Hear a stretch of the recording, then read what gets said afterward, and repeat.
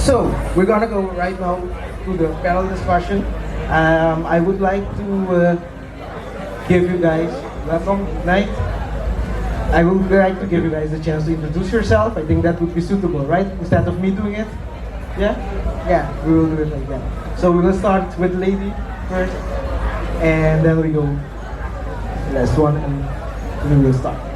Hi, my name is Danielle Budu Fortuné. I'm a writer, illustrator, visual artist, dabble in all forms of art from Trinidad and Tobago.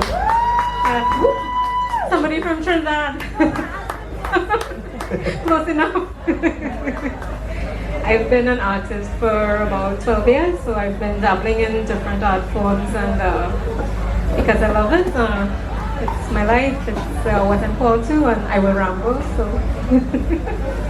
Thank you. I'm Joe Fladen. I'm a writer, producer, and director. I co-founded First Noble Institute as an institute for people of Afro-Caribbean descent to educate themselves into arts, culture, about their heritage. But I prefer to do the writing, but it takes the least amount of time I have in a week, but I call myself a writer. My name is Wintertuin Curaçao. I'm a Dutch Caribbean writer living in Amsterdam. I've been writing for about 25 years, I write novels and short stories, essays, and theater. All right. So we have a lot of multi-talented artists. So you write, you paint, you make art, VR art, right? So we're going to talk about the part of inclusion. You're there too. And I will start out with the first question that says, what does Nantambete, you're there too, personally evoke for each one of you, and how do you interpret this theme in your work? So you guys learned a little bit of Papiamento now. I know, are you a bit familiar with Papiamento? Not at all? Totally not. Totally not. And Julian, of course. Yeah, a little Yeah? bit. A little bit? A little bit. A little bit. Okay. Nantang Bete, like they are there too. Sounds a little bit like aliens, right? They're there. But no, we're talking about not the aliens from Mars, but other people from to our respective countries, islands, and they stay with us. And most of the time they call them minorities. I don't like that word that much, minorities, because I think everybody has the same value. They're not minor. Most of the time they're major contributors to the culture. So I want to know, what does that theme, especially for each one of you, personally evoke, and how do you interpret this as a theme, or this theme in your work? For me personally, I started writing to try to tell the story. I like what's called what I think of as the submerged story, the secret story of the woman in my family. I grew up in rural Trinidad, and I grew up surrounded by women, and women who, worked magic with their hands, did so much out of so little.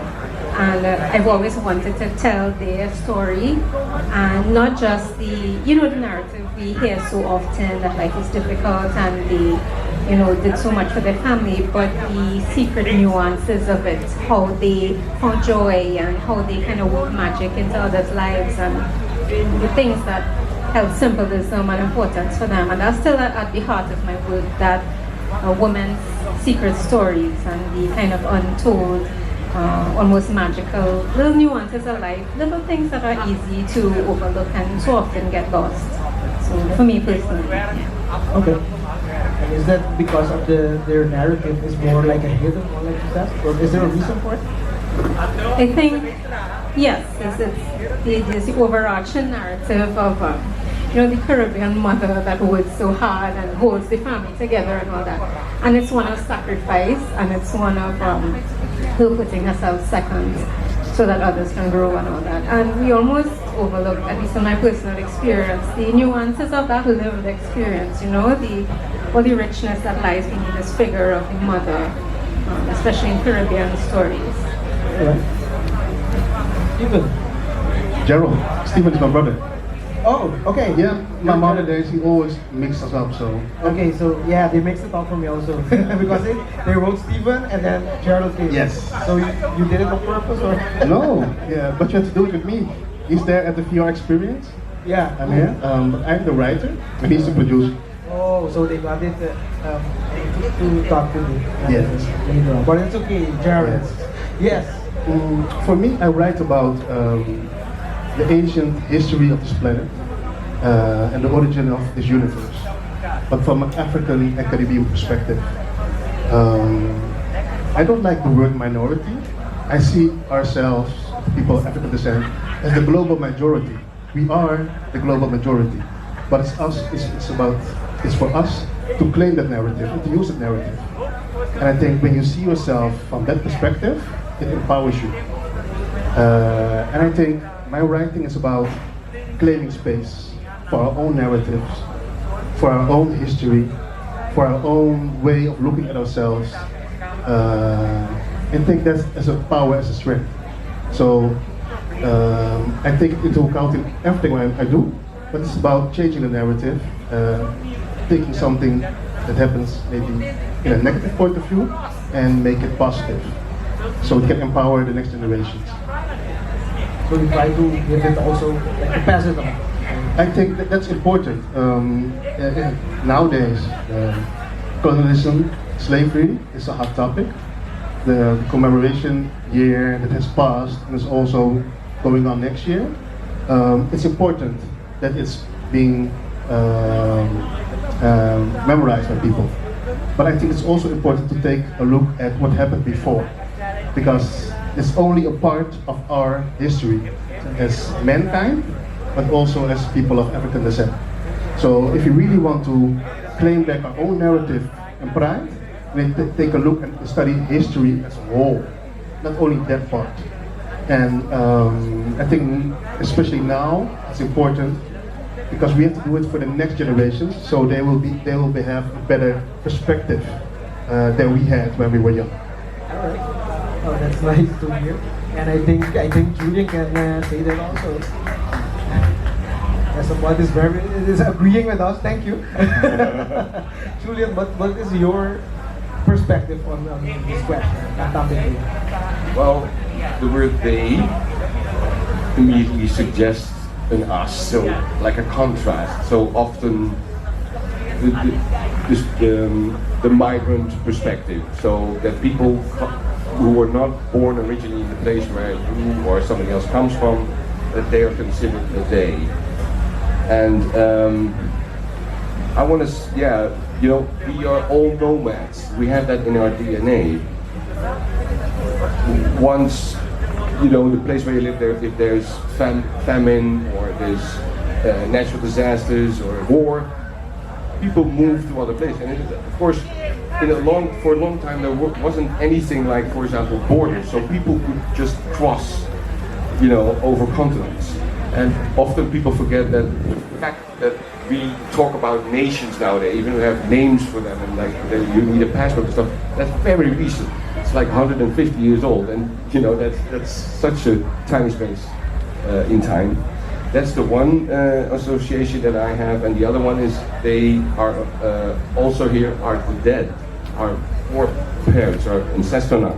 So they are also among us, and I feel a strong connection with them. So your main focus is also about the part of the ancestry that comes forward in what we carry right now. Yes. Correct? All yes, right. that's correct. I've been talking about that because I know Cheryl said you're doing the writing and you have your experience talking about Afrofuturism, and I think that's something very interesting. We all came to know Afrofuturism in Black Panther, but yeah, that's the more recent one. But I'm seeing it coming along more. Is there also kind of a connection with the ancestry part, just like Julian said? 100%.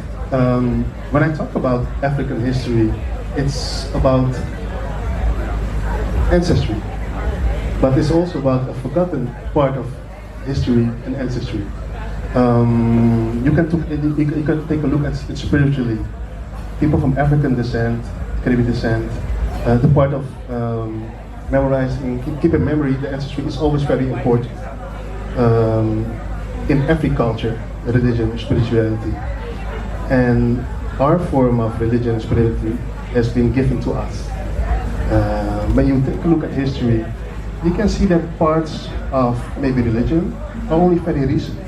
That's why I say always look further than 100 years, 1,000 years, 10,000 years. And then you'll see that things were all different. Everything in life is in a cycle. Now we're in this cycle. I think in about 500 years, everything will be different. So that's why I can say, I know this. I think it might happen, or it probably happened. But I don't think that we, as people of this generation, know exactly what happened 2,000 years ago. We only know what has been taught in the books. And the books has also been written by people from this generation. So what is about our ancestry? My books are about a forgotten part of our ancestry. It's about a cosmic being called Mafu. All the religions are talking about it. People, they came from the sky. You can call them angels, you can call them guardians, you can call them spirits, you can call them ancestors.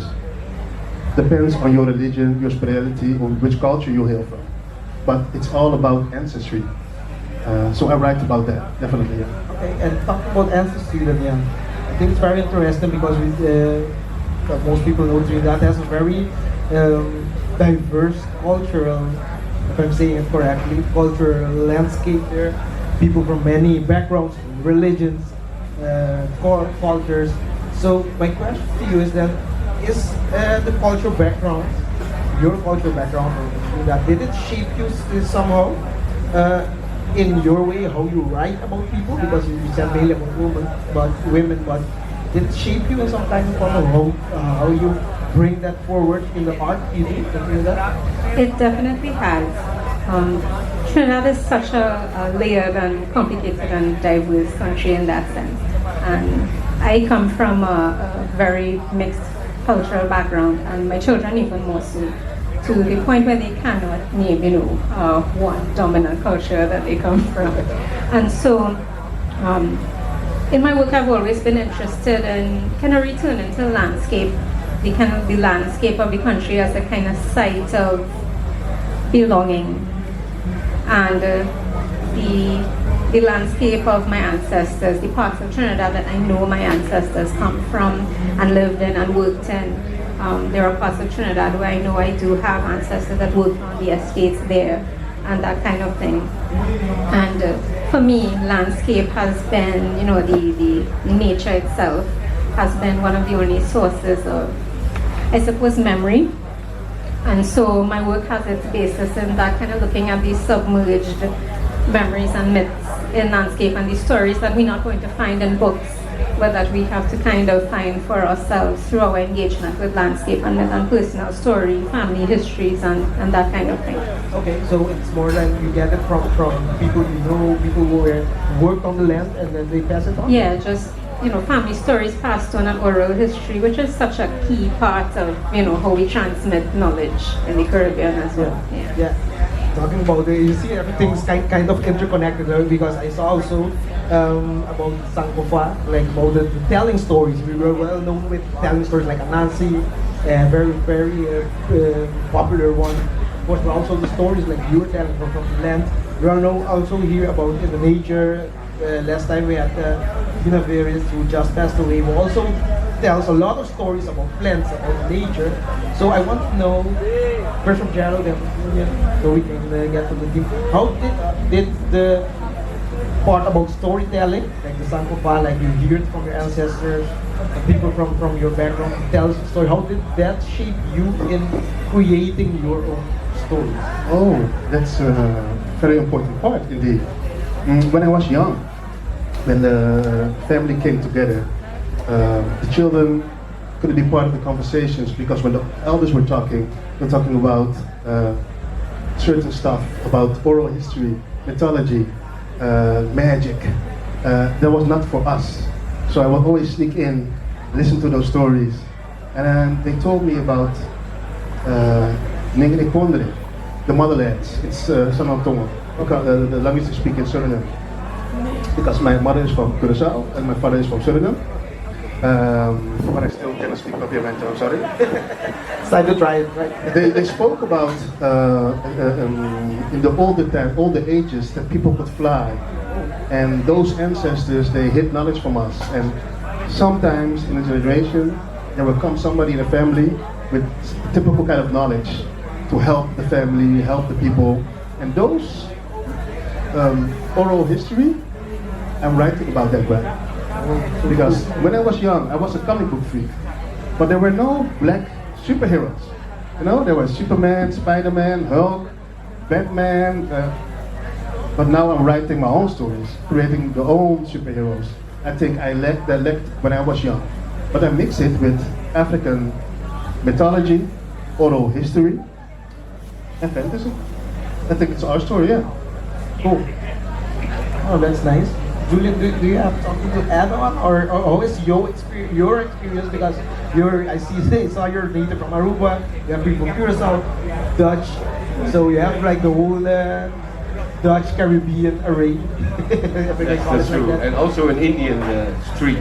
Indian street. From India. From Yeah, India. Yeah. Okay. And that's very special because even though I didn't know it, I visited the country and I immediately felt at home, and people sort of embraced me as from there. That's very special to experience. It's like because it's apparently in your blood. It's there. So, but about storytelling in the family, I have to admit our family was not really into storytelling in the sense that there was a lot of silence. There wasn't a lot of storytelling at the table. I only discovered that when I lived on Aruba for some time. My grandmother was someone who could tell her way of. She looked at the world and at people in a totally original way. Couldn't read, but she was so. That made her, in my experience, more authentic. Of course, in Holland, people are very much, often very intellectual, very heady, and I felt that was more authentic. So, for me, storytelling developed into a sense of ritual. I think storytelling is creating a sort of safe space, even though in the story can be, doesn't have to be a light story in a sense, but it's a safe space, it's a ritual, and you. Because I guess I didn't feel very safe within my own family, or at least with my mother and my father. I love them dearly, but that was part of my childhood experience. Okay, that's nice to hear. So I'm gonna stay at you right now. I'm gonna give Daniel a chance to respond less or just to comment less. You say also because you all are from different cultures, but I'm really eager to know about you guys about the overlooked narrative, like they call about people not being seen.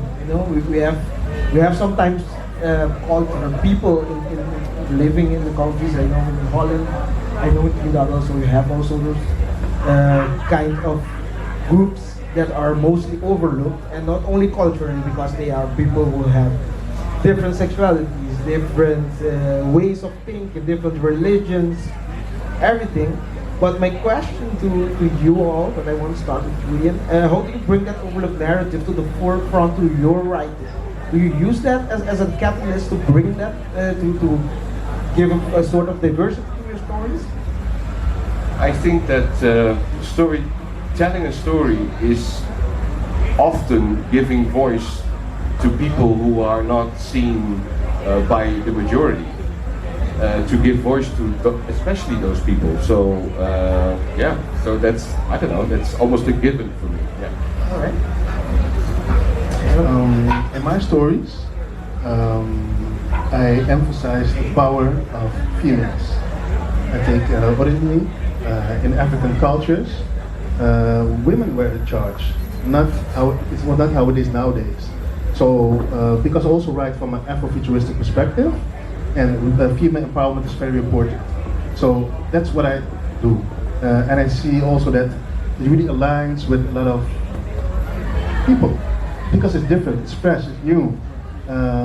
And also the part that when you put people of color in a perspective of power, strength, it's also fresh and new.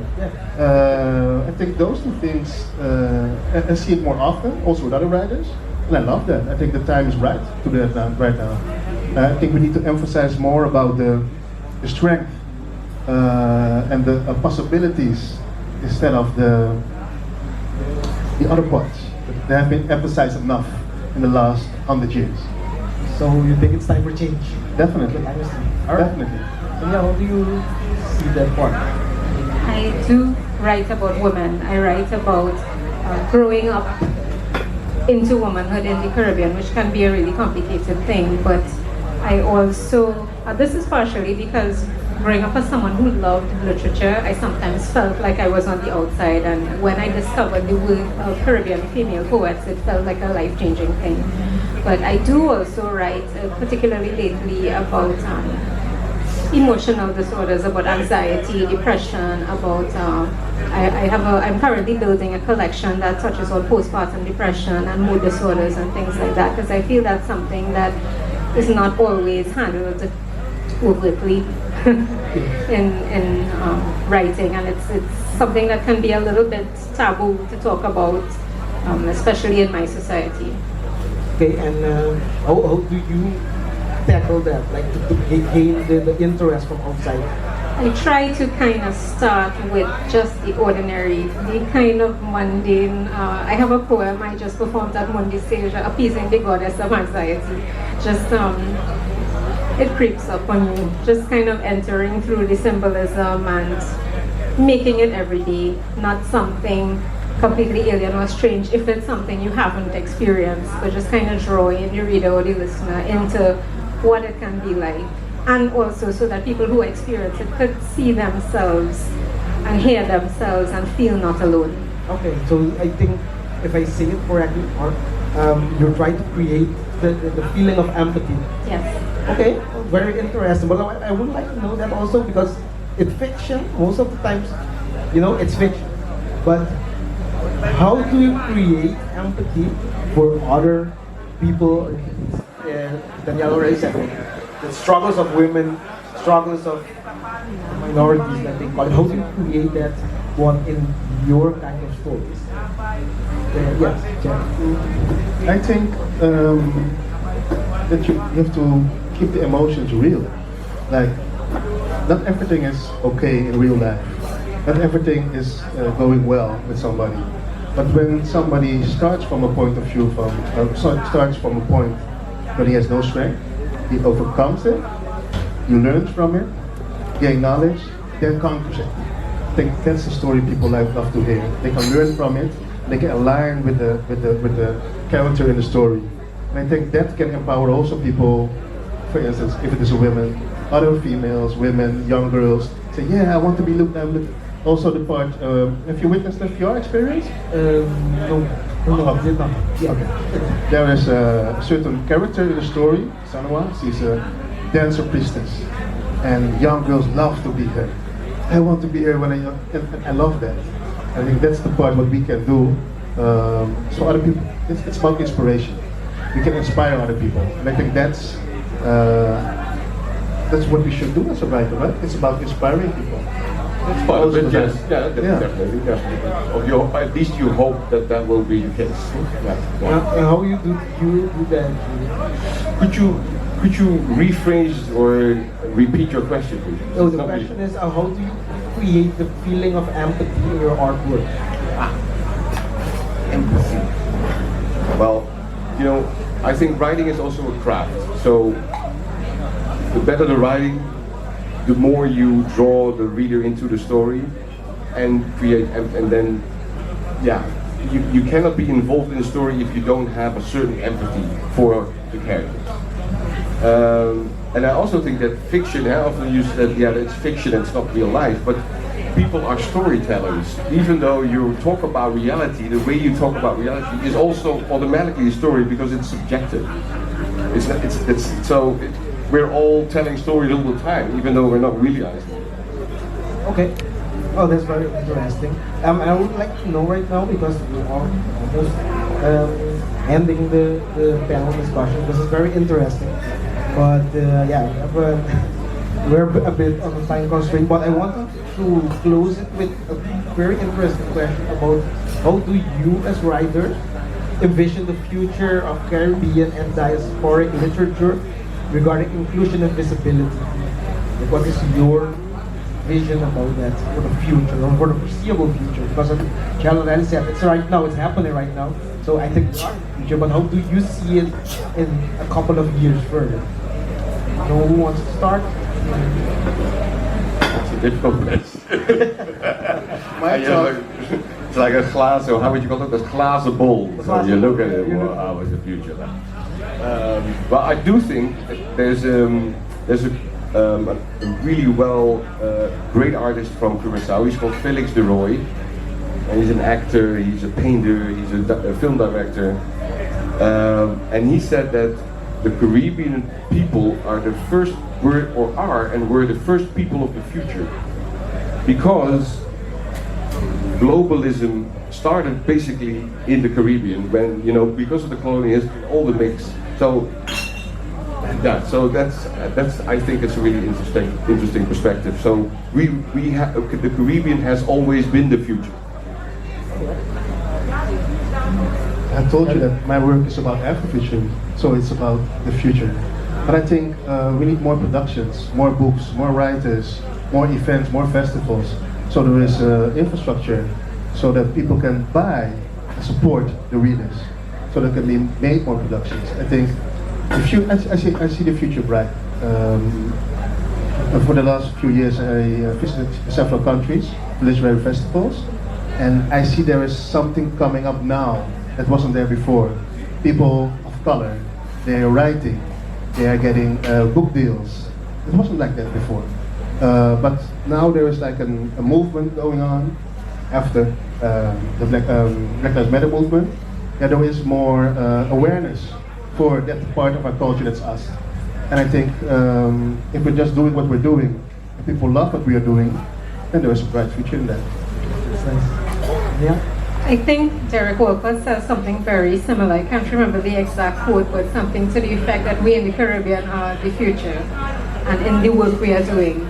And I think it's already happening. I think it's happening all around us. People are doing the work and it's moving. But yeah, as you said, the infrastructure is always a challenge, and the finding spaces and publication and all these things is always a challenge. Yeah, that's the part. The work is there for sure. Creativity is there, the quality is there, but the infrastructure, the publishers, bookstores, agents, that part, that is not really like set in stone yet. And if that's being created, I think the world's really something going on there. There are incredible artists and writers who have never exhibited, who may never exhibit, who may never write a book or have an audience. Yeah, and this is what we need.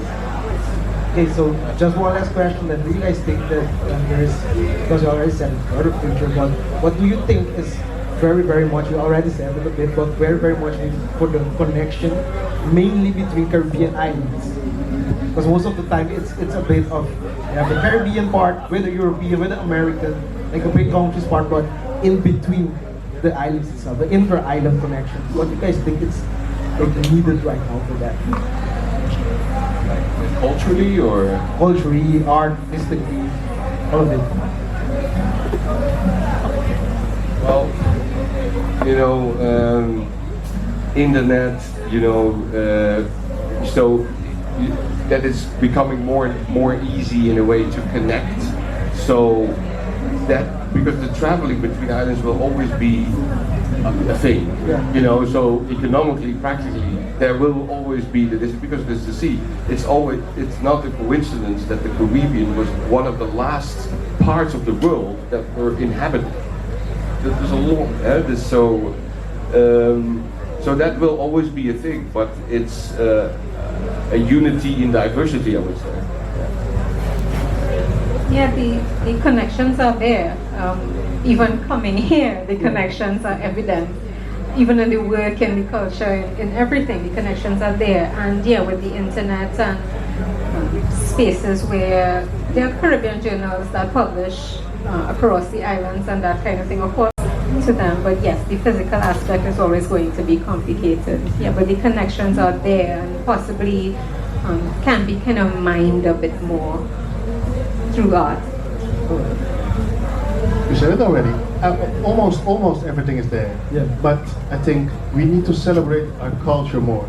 When you celebrate the culture more, you value yourself more, you value your fellow artists more, you value where you come from more. And I think that's a part that has been taken away from us, to celebrate our culture, who we are, where we're coming from, and everything will follow after that. Other people have a more advantage than what happened in the last 400 years, but we need to step up, and I think we need to support each other, help each other, connect with each other, and I think then everything is possible. Right? So I think that's a very clear example right now because we have a very diverse panel sitting here. So I want to thank you all for your time. A round of applause for our panelists. Thank you very much. And I think we have a very bright future ahead.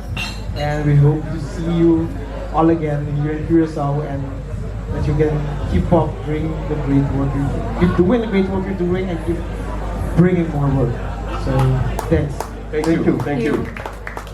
Once lang, kasi tapos natungkos pa ng book stage. Well, that is all for today for our book stage. Dahil patuloy ng Thank you to everybody.